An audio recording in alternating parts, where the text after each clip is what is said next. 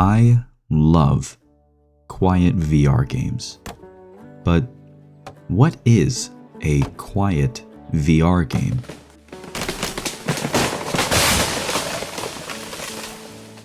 To me, a quiet VR game is one where there is either no objective at all, objectives that are only set by the player, or objectives that you take at your own pace that are given to you by the game. It feels kind of hard to explain, but I think it's just one of those things where you just kind of know. You know it when you see it. Don't get me wrong, I love my action-packed, high-intensity games. That's what most of the games on this channel are, both VR and flat screen.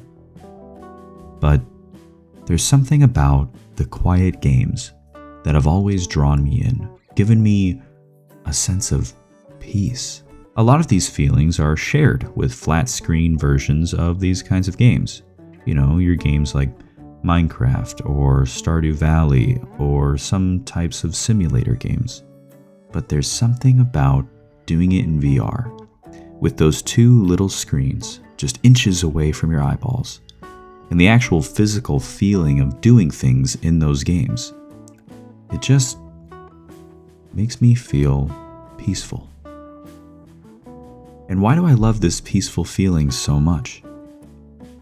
Because sometimes, when the world is feeling low, when life is feeling a little too hard, when I'm not sure how I'm going to make it to the end of the week, sometimes you just need a game that tells you good job, even if it's telling you you're doing a good job by just existing.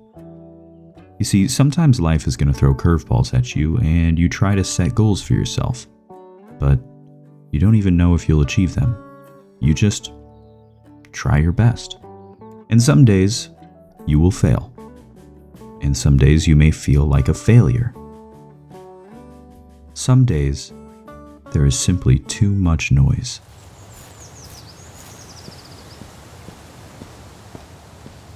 And you just need a moment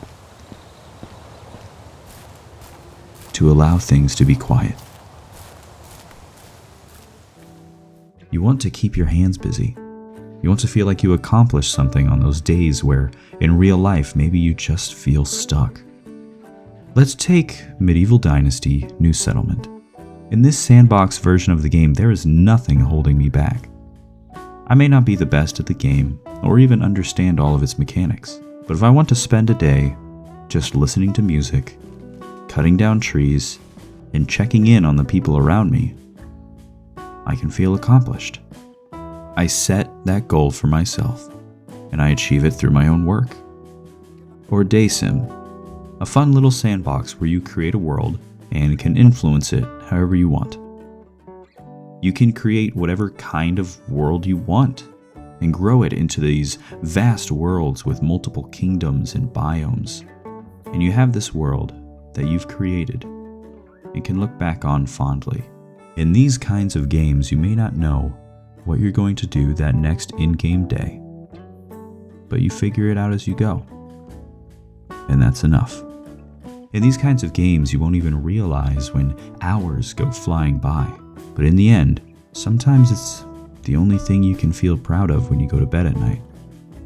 Sure, something is to be said about those high-intensity games that pull you in and can make you sweat.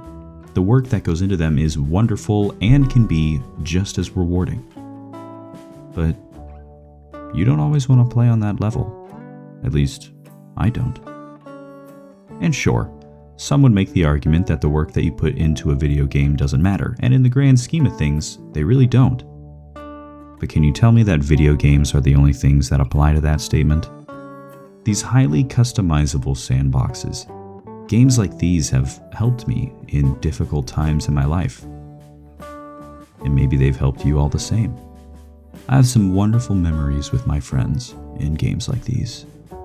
You see, I remember when I was in high school, and myself and one of my best friends were both going through a really tough time in our lives. The kind of times where it felt like we didn't want to wake up the next day. However, during this time in our lives, almost every single night, we would play Stardew Valley together. We didn't always have a goal in mind when we got on. We kind of just figured it out as we went. Some nights when we played, we tried not to mention anything that was happening in our personal lives. And other nights, that was the only thing we talked about. We were just two friends, both doing something that they loved, while we discussed life, our futures, our happiness.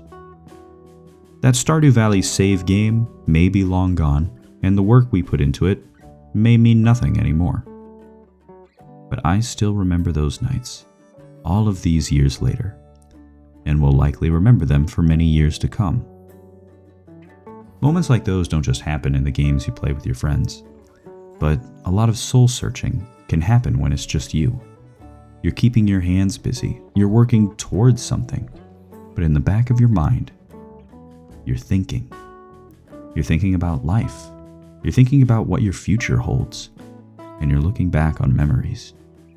Sometimes these 1 to 2 hour sessions of these kinds of games, when I take my headset off, I feel like I'm a better person than when I first put it on. Quiet games like these, they can help you process your life. Maybe you're dealing with a breakup. Maybe you've lost a job. Maybe your closest friend just betrayed your trust. I found that in games like these, you can come across life lessons that may be directly related to what you're going through outside of that headset. You gain an understanding of things through what essentially becomes a lived experience. Now, if you're not a frequent player of video games, or even video games like these ones specifically, what I'm saying may not make any sense to you. But you learn to cherish what you have, to care for those around you, to admire the beauty of the world around you. Sure, all of those lessons apply to the game you're playing, but those lessons all apply just the same the moment that you take that headset off. The only thing that changes is the environment that you're in. Instead of looking at virtual mountains and valleys and admiring their beauty, find the beauty in the world around you. It's always there. You just have to look for it. And even when you go to bed that night, and you aren't sure how you're going to get through the next year, the next month, the next week, or even the next day, just tell yourself that you'll figure it out as you go. And that's enough.